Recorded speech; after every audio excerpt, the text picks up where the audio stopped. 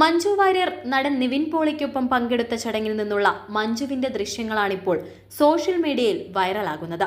നടിയുടെ സിമ്പിൾ ലുക്കിനെയാണ് നിരവധി പേർ പ്രശംസിക്കുന്നത്. സ്വർണ്ണാഭരണങ്ങൾ അണിയാത്തതും ആരാധകർ ചൂണ്ടിക്കാട്ടുന്നുണ്ട്. ആ കാലിൽ ഒരു പാദസരം പോലും ഇട്ടിട്ടില്ല. ഇവിടെ നമ്മളൊക്കെ സ്വർണമില്ലെങ്കിലും ഗോൾഡ് കവറിംഗ് പാദസരമെങ്കിലും നാട്ടുകാരെ കാണിക്കാൻ വേണ്ടിയിടും. എല്ലാം ഉള്ളവർക്ക് അത് ഇടേണ്ട ആവശ്യമില്ല, ഇല്ലാത്തവർക്കാണ് ഇടാനും പൂതി. ഒരു ആരാധികയുടെ കമന്റാണിങ്ങനെ.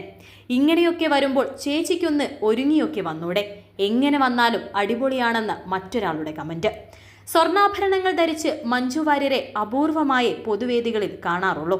അതേസമയം തന്റെ സ്റ്റൈലിങ്ങിൽ നടി ശ്രദ്ധ കൊടുക്കാറുമുണ്ട്.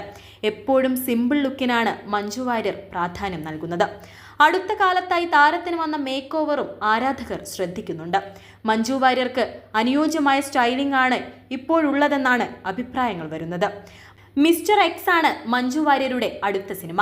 തമിഴ് ചിത്രത്തിൽ ആര്യ, ഗൗതം കാർത്തിക്, ശരത് കുമാർ എന്നിവരാണ് മഞ്ജുവിനൊപ്പം പ്രധാന വേഷം ചെയ്യുന്നത്.